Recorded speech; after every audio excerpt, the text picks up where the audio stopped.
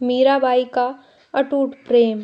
मीराबाई के बाल मन में कृष्ण की ऐसी छवि बसी थी कि किशोर अवस्था से लेकर मृत्यु तक उन्होंने कृष्ण को ही अपना सब कुछ माना।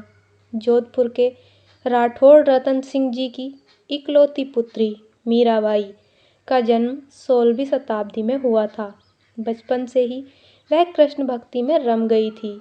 मीराबाई के बचपन में हुई एक घटना की वजह से उनका कृष्ण प्रेम अपनी चरम अवस्था तक पहुंचा। एक दिन उनके पड़ोस में किसी बड़े आदमी के यहाँ बारात आई। सभी औरतें छत पर खड़ी होकर बारात देख रही थी। मीरा भी बारात देखने लगी। बारात को देख मीरा ने अपनी माता से पूछा कि मेरा दूल्हा कौन है। इस पर उनकी माता ने कृष्ण की मूर्ति की ओर इशारा करके कह दिया कि यही तुम्हारे दूल्हा है। बस यह बात मीरा के बाल मन में एक गांठ की तरह बंध गई। बाद में मीराबाई की शादी महाराणा सांगा के पुत्र भोजराज, जो आगे चलकर महाराणा कुंभा कहलाए, से कर दी गई।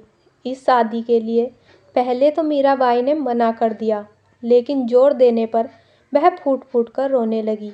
शादी के बाद विदाई के समय वे कृष्ण की वही मूर्ति अपने साथ ले गई जिसे उनकी माता ने उनका दूल्हा बताया था।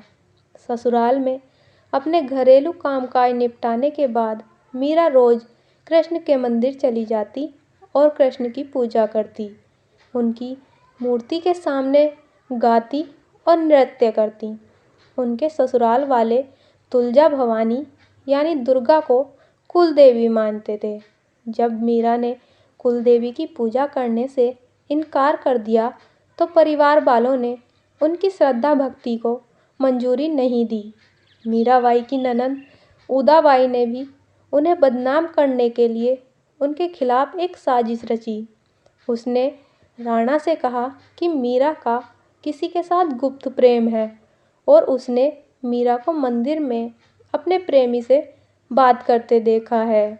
राणा कुंभा अपनी बहन के साथ आधी रात को मंदिर गया।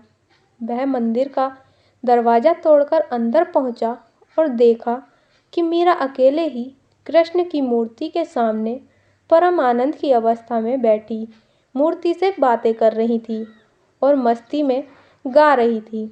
राणा मीरा पर चिल्लाया, मीरा, तुम जिस प्रेमी से अभी बातें कर रही हो उसे मेरे सामने लाओ। मीरा ने जवाब दिया, वह सामने बैठा है, मेरा स्वामी नैनचोर, जिसने मेरा दिल चुराया है। और वह समाधि में चली गई। इस घटना से राणा कुंभा का दिल टूट गया, लेकिन फिर भी उसने एक अच्छे पति की भूमिका निभाई और मरते दम तक मीरा का साथ दिया। हालांकि मीरा को राजगद्दी की कोई चाह नहीं थी, फिर भी राणा के संबंधी मीरा को कई तरीकों से सताने लगे। कृष्ण के प्रति मीरा का प्रेम शुरुआत में बेहद निजी था, लेकिन बाद में कभी कभी मीरा के मन में प्रेमानंद इतना उमड़ पड़ता था कि वह आम लोगों के सामने और धार्मिक उत्सवों में नाचने गाने लगती थी। वह रात में चुपचाप चित्तौड़ के किले से निकल जाती थी और नगर में चल रहे सत्संग में हिस्सा ले लेती थी। मीरा का देवर विक्रमादित्य, जो चित्तौड़गढ़ का नया राजा बना, बहुत कठोर था।